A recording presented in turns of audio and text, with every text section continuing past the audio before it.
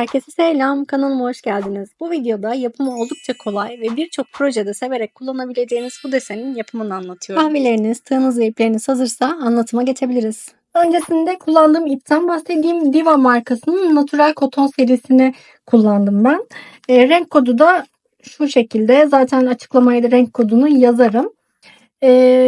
Model tamamlandığında da kaç tane yumak kullandığımı söyleyeceğim.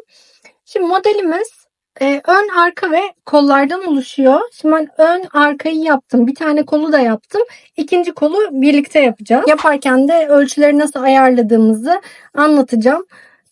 Çok kolay. Yani şu kalpleri oluşturmak da çok kolay. Biraz karışık bir modelmiş gibi görünüyor ama aslında kurulumu yaptıktan sonra, model kurulumunu yaptıktan sonra çok basit bir şekilde ilerliyor. Ben bunu yaparken bu Natural Cotton'la birlikte 4 numara bir tığ kullandım. 4 numara tığ bu Natural Cotton için ideal oluyor. Ama eliniz daha sıkıysa, daha gevşekse veya farklı bir ip kullanıyorsanız tığ numaranızı farklılaştırabilirsiniz. Şimdi modeli kurarken zincirler çekiyoruz ve zincirleri aslında biraz göz kararı fazla zincir çekebilirsiniz. Modele başlarken fazla kalan zinciri sonrasında kesebiliriz. Bakın burada ben başlarken şurası mesela kolun başlangıcı. Başlarken böyle fazladan zincir çekmişim. Bu kısmını keseceğim mesela. O yüzden az olmasındansa fazla zincir çekip başlayabilirsiniz. Ben şimdi göz kararı istediğim kadar zincir çektim. Şimdi ön tarafı ve arka tarafı ayarlarken bu şekilde istediğiniz kadar zincir çekebilirsiniz. Yani istediğiniz kadardan kastım nedir? İşte ön tarafı ve arka tarafı yaparken bel ölçünüze göre, daha doğrusu göğüs ölçünüze baz alarak istediğiniz genişlikte zincir çekebilirsiniz. Kol için aynı şekilde kol genişliğiniz ne kadar olsun istiyorsanız o kadar zincir çekebilirsiniz. Eksiltme ya da arttırma olmadığı için modeli kolayca kurabilirsiniz. Şimdi ben istediğim kadar yani göz kararı zincir çektim. Şimdi zincirleri çektikten sonra 4 tane daha zincir çekiyorum. Şöyle tığıma ipi doladım. Şöyle 4 tane geriye sayarak 5. zincirin içine bir tane ikili trabzan yapıyorum. İlk şurası şu 4 tane zincir çektiğim yer bir tane ikili trabzan sayılıyor. Aslında 3 tane zincirle de yapabiliriz ama 4 tane olunca bu kenar kısmı daha şu şekilde düzgün ilerliyor. Yani kasma yapmadan ilerliyor. Hemen yanındaki zincirin içine bir tane daha ikili trabzan. Hemen yanındakine bir tane daha ikili trabzan. Toplamda ilk başta yaptığımız 4 zincir yani bir trabzan sayılıyor ya o 4 zincir. Toplamda 7 tane şu şekilde direğimiz olacak. 1, 2, 3, 4, 5, 6, 7. 7 tane bu şekilde direğimiz oluyor. 4 tane zincir çekiyoruz. Alttan 1, 2 tane zincir atlıyoruz. 3. zincirin içine ipi kaydırma yöntemiyle bağlanıyoruz. 4 tane zincir çekiyoruz. Tığıma ipi doladım. 2 tane zincir atlıyorum. 3. zincirin içine bir tane ikili trabzan yapıyorum. Ve yanında sırada gelen 6 zincire daha ikili trabzan yapıyorum. Yani toplamda 7 tane ikili trabzan yapmış olacağım. 1, 2, 3, 4, 5, 6, 7. Şu şekilde görünecek. Şimdi burası şu ortada oluşturduğumuz kalp desenlerinin şu alt kısmını oluşturmuş oluyoruz bu sırada. Zaten model bir kalbin bir alt sırasını oluşturuyoruz, bir üst sırasını, bir alt sırasını, bir üst sırasını oluşturuyoruz. Bu şekilde ilerliyor. Şimdi tekrar 4 tane zincir çekelim. 1, 2 tane zincir atlıyorum. Sıradan 3. zincirin içine batıp hiç tığıma ipi dolamıyorum. İpi kaydırma yöntemiyle bağlanıyorum. Birazcık ipi sıktırıyorsunuz burada. 1, 2, 3, 4 tane zincir çekiyorum. Tığıma ipi doladım. Trabzanlara geldik. 7 tane trabzan yapacağız. 1, 2 tane zincir atlıyorum. 3. zincirin içine batıyorum. Bir trabzan. Sırada gelen 6 tane daha zincire ikili trabzan yapıyorum. Şöyle sayalım. 1, 2, 3, 4, 5, 6, 7. 4 tane zincir çekiyorum. 2 tane zincir atlıyorum. 3. zincirin içine batıyorum. İpi kaydırıyorum. 1, 2, 3, 4 tane zincir çekiyorum. Tığımı ipi doladım. 2 tane atlıyorum. 3. zincirin içine ikili trabzan yapıyorum. Şimdi şu şekilde görünen bir başlangıç sıramız olmuş oluyor. Sıra sonuna kadar bu şekilde ilerleyelim. Sıra sonundan kastım şu şekilde, ben kolu kaç tane yedili gruptan oluşturarak yapmışım. Şu yedili gruplar üzerinden sayıyorum. 1, 2, 3, 4, 5, 6 tane yedili grup yapmışım. Ve sıranın bitişi her zaman şu yedili gruptan olması gerekiyor. Yani yedili trabzan grubundan oluşması gerekiyor sıranın bitişi.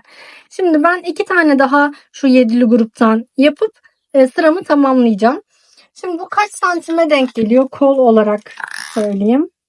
Toplamda 39-40 santim kadar bir kol uzunluğuna denk gelmiş oluyor. Yani bu benim kullandığım iple, benim kullandığım tığ numarasıyla ve benim örme sıklığımla bu santime denk geliyor. Siz hani illa 6 tane yedili grup yaptığınız zaman sizin ölçülerinize tam gelmeyebilir. Küçük ya da büyük gelebilir. Siz mutlaka yapmak istediğiniz kol genişliğine göre bunu ayarlayıp ona göre uzunluğunu belirleyin. Şimdi ben 2 grup daha yapacağım. İkinci sıraya geçeceğiz. Şimdi ben toplamda 6 tane şu yedili trabzan grubu olan kısmı tamamladım. Şimdi kol için 39 santim kadar bir genişlik dedim. Beden için de genişliği söyleyeyim. Kaç santim kadar bir genişlikten başlamamız gerekiyor. Benim ölçülerime göre. 53 santim kadar da bir beden ölçüsü var. Bu beden ölçüsü 53 santimle 1, 2, 3, 4, 5, 6, 7, 8 tane yedili grup yapıyorum. Yani bedende 8 tane yedili grupla yaklaşık 53 santim bir ölçü elde etmiş oluyorum.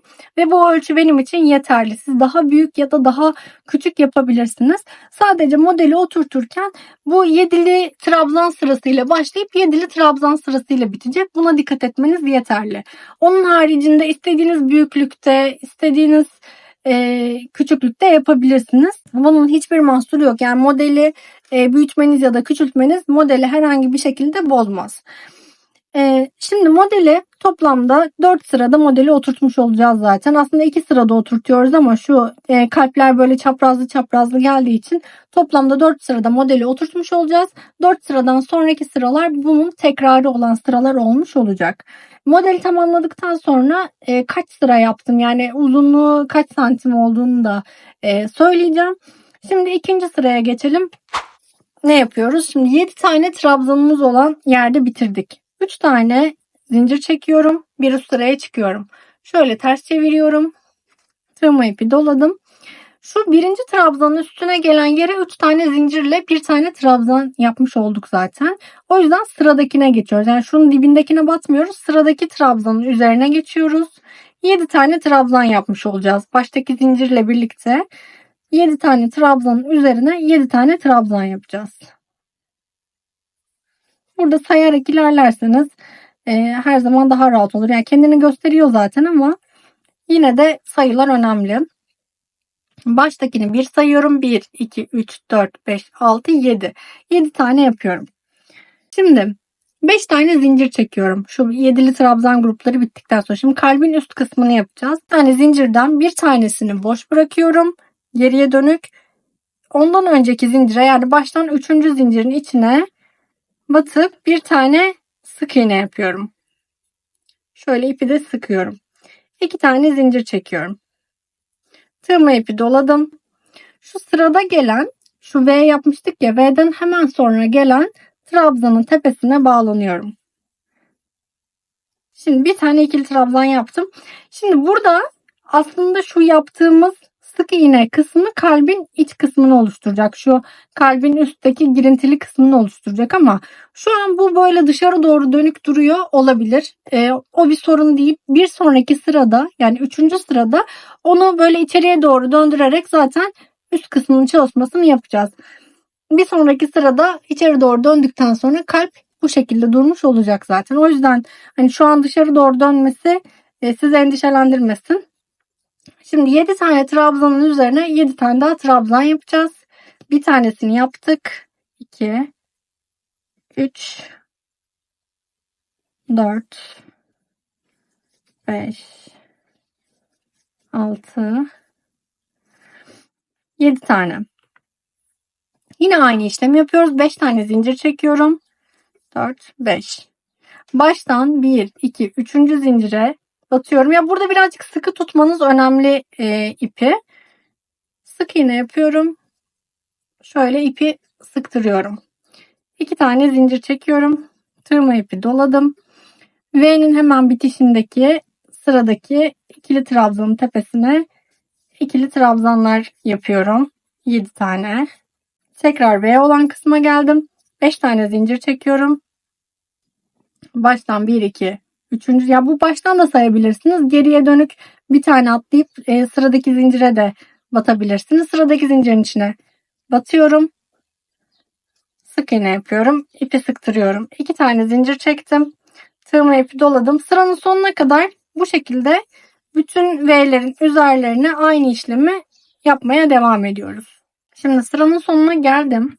Sıranın sonuna geldiğimizde dikkat etmemiz gereken nokta şu ilk başta yaptığımız bu yedili trabzan grubuyla bitiriyoruz ya. İlk başta yaptığımız trabzanı atlamamak. Yani burada 7 tane trabzanın üzerine mutlaka 7 tane trabzan olması gerekiyor.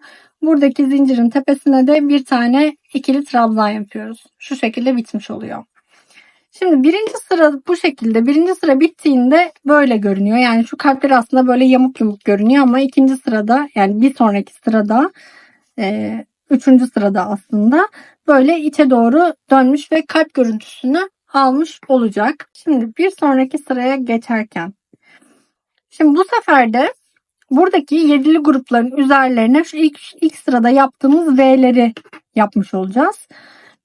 Bu sefer şu şekilde bu yedili grupların üzerlerine V'leri yapacağız. Yani kalbin alt kısmını yapmış olacağız. Böylece böyle çapraz çapraz gitmiş olacak kalpler. Şimdi burada başta çektiğimiz zinciri şöyle anlatacağım. 1, 2, 3 tane zincir. Bu 3 tane zincir bizim kenar zincirimiz. 4 tane daha zincir çekiyorum.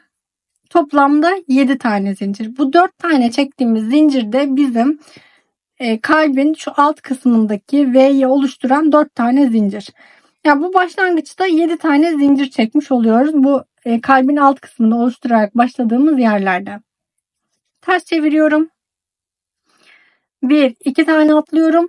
Şu alttaki 7 tane zincirin ortasındaki zincire batıyorum. Yani baştan 4. zincire batmış oluyorum. 1, 2, 3, 4. Yani 2 tane atlayıp sıradan gelen 3. zincire batıyorsunuz.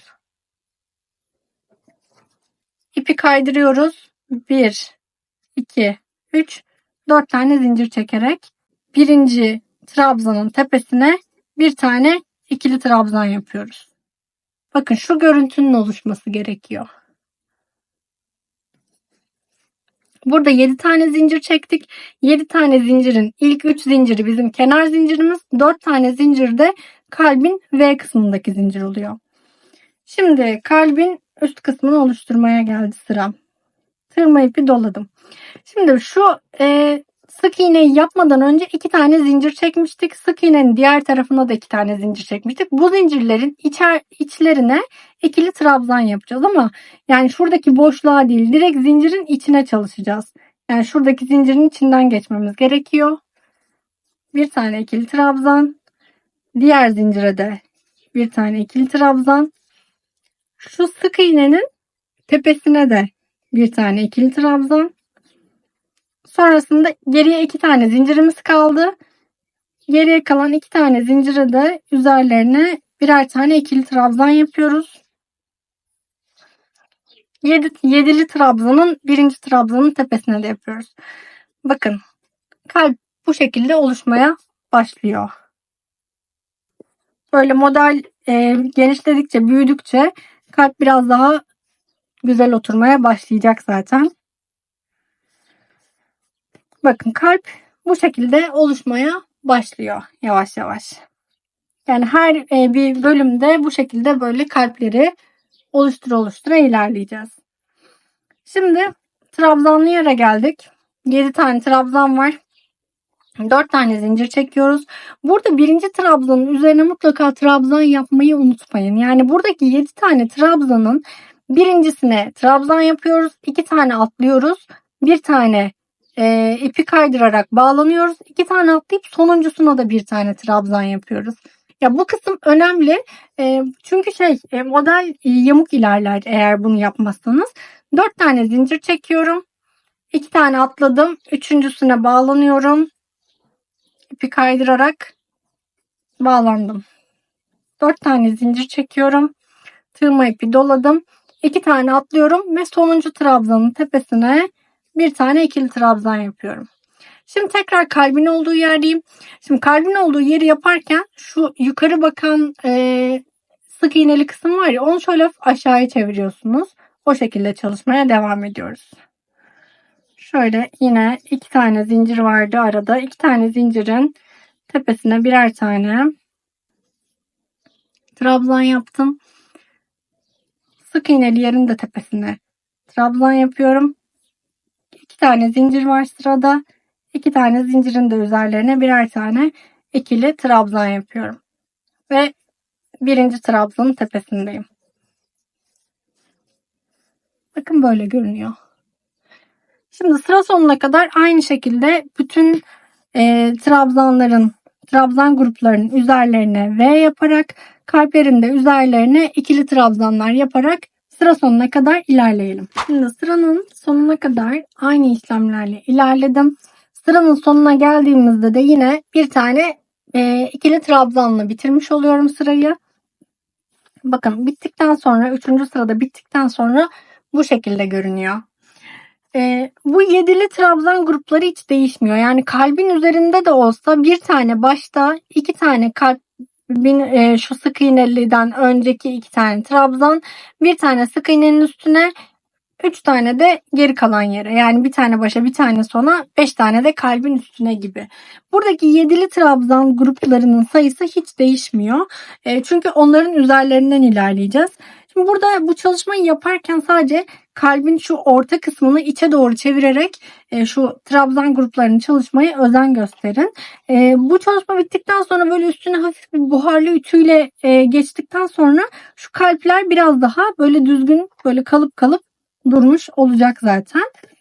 Şimdi 4. sıraya geçelim. Şimdi 4. sıra artık modelimizin kurulumundaki son sıra. Aslında birebir aynı işlemleri yapıyoruz ama hani şöyle çapraz gittiği için bir tekrar göstermek istedim. Şimdi bu sıraya başlarken, şimdi 2 tane farklı sıraya başlama şekli var. Bu çalışmada denk geliyor. Bir tanesi şöyle V kısmıyla başlama. Bunu az önce başlamıştık. 7 tane zincir çekerek başlıyorduk. Bir tane de kalbin tepesiyle başlama. Şimdi kalbin tepesiyle başlamak için de toplamda 8 tane zincir çekiyoruz. Bu 8 tane zincirin içeriği nedir? 3 tane yine yan zincirimiz, kenar zincirimiz. 5 tane de nasıl ki şurada kalbin tepesini oluştururken 5 tane zincir çekip baştan 3. zincire batıyorduk. Sık iğne yapıyorduk. Yine aynı şeyi yapacağız. O yüzden 5 tane. Şimdi 3 tane zincir kenar zinciri, 5 tane zincir de kalbin tepe zinciri. Toplamda 8 tane zincir çekiyoruz. 1, 2, 3, 4, 5, 6, 7, 8. Şöyle ters çeviriyoruz işimizi. Bir tane boş bırakıyorsunuz. Ondan bir önceki zincire batıyorsunuz. Sık iğne. Yani burası zaten kalbin tepesi. Bir önceki sırada yapmıştık. Tığıma ipi doladım. 2 tane zincir çekiyorum. Tığıma ipi doladım.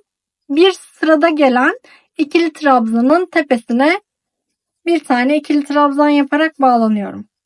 Şimdi bu başlangıç şekli bu şekilde. Bundan bir sonraki sırada, yani 5. sırada zaten şunların tepesine trabzan gruplarını yaptığımızda bu kısımda şöyle düz durmuş olacak. Şimdi trabzan gruplu taraftayız.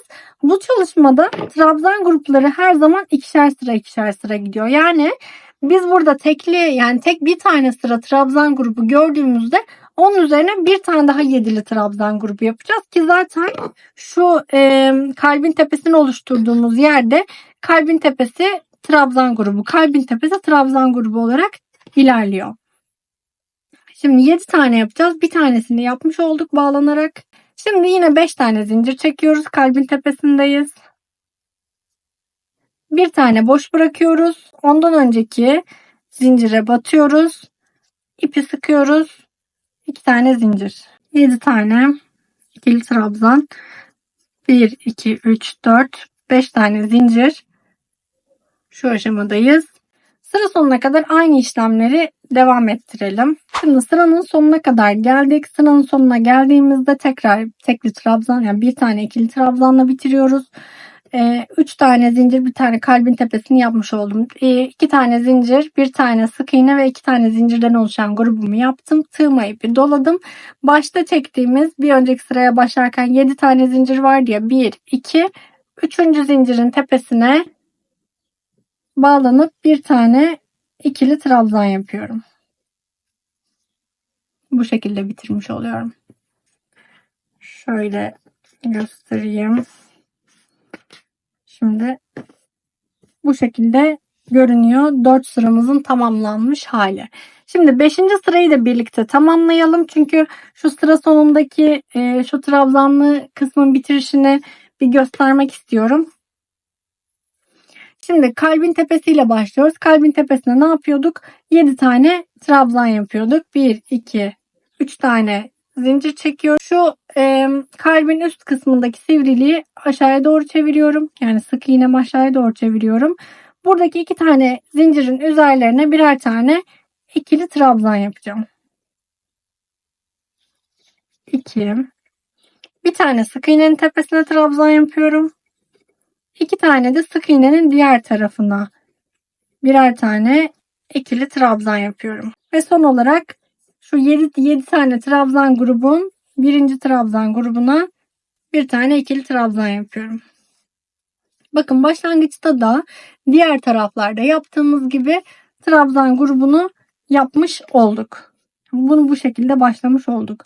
Şimdi buralara yine şu 7'li trabzan gruplarının ortalarına ve şu kalplerin tepesine yine 7 tane 7'li trabzan grubu aynı şekilde, yani şurada ne yaptıysak burada da aynısını yapıyoruz. Sıranın sonuna kadar gelelim. Sıranın sonunu nasıl bitireceğiz? Yani şu kısmı bitireceğiz. Onu da göstereceğim. Şimdi sıranın sonundaki kalbe geldim. 2 tane zincirin tepesine birer tane ikili trabzan yapıyorum. Bir tane sık iğneli yerdeyim. Sık iğnenin tepesine bir tane ikili trabzan yapıyorum. Şimdi sırada gelen 2 tane zincirin tepesine bir tane ikili trabzan, bir tane daha ikili trabzan yapıyorum. Ve son olarak bir tane de en sona bir yanındaki zincire daha ikili trabzan yapıyorum. Çünkü başlarken ne yapmıştık? Bu bizim kenar ikili trabzanımız aslında. Bir tane buraya, bir tane buraya, 1, 2, 3, 4, 5, 6, 7. Toplamda 7 tane kalbin tepesinde de 7 tane ikili trabzanımız olmuş oluyor. Bitirirken 2 tane ikili trabzanla değil, bir tane de kenar trabzanını mutlaka unutmuyoruz. Model tamamen bundan ibaret. Toplamda 5 sırayı yapmış olduk. Bundan sonraki bütün sıralar şu aslında birinci sıraya gelmiş olduk tekrar. Şu ilk sırayı tekrarlamış olduk. Bundan sonraki bütün sıralar aynı şekilde devam edecek. Kaç sıra ve kaç santim yaptım onu söyleyeyim. Sonrasında bu kalan parçayı da tamamlayacağım.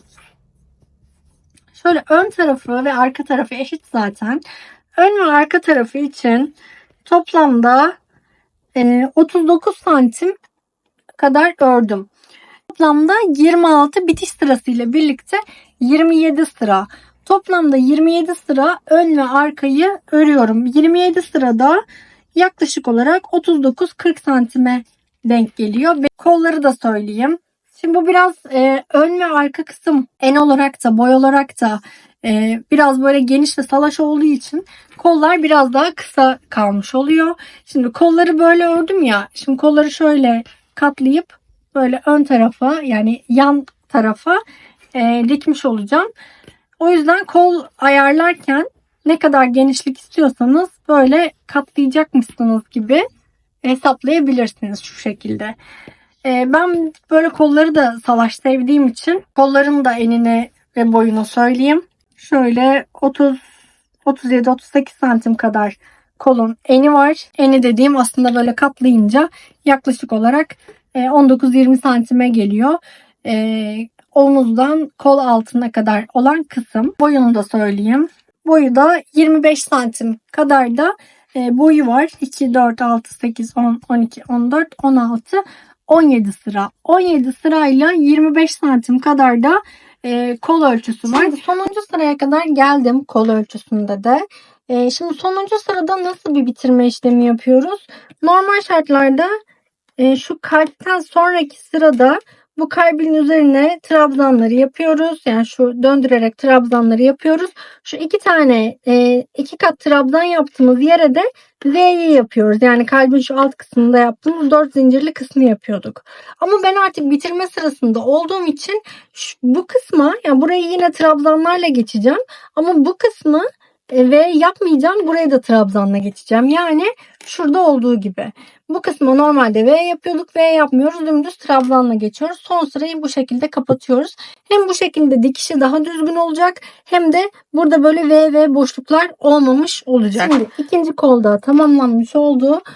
Üst üste koyduktan sonra şu alt kısımdan, yani şu bel kısmından kol oyuntusuna kadar dikiş yapacağız. Ama öncesinde şu şekilde kolu neresine kadar dikiş yapacağınızı anlamak için şöyle bir yerleştirmekte fayda görüyorum.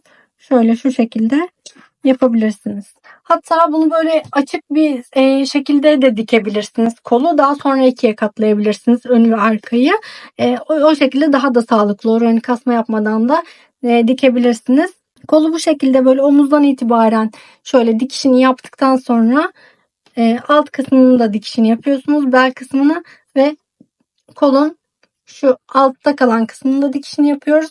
Şimdi ben boyun oyuntusu için kaç santimlik bir mesafe bırakacağım onu söyleyeyim. Orta kısımdan toplamda 20 santim kadar bir boşluk bırakıp 20 santimlik boşluğa da, yani boyun boşluğum benim, 20 santimlik boşluğa da işaretleyici takıyorum.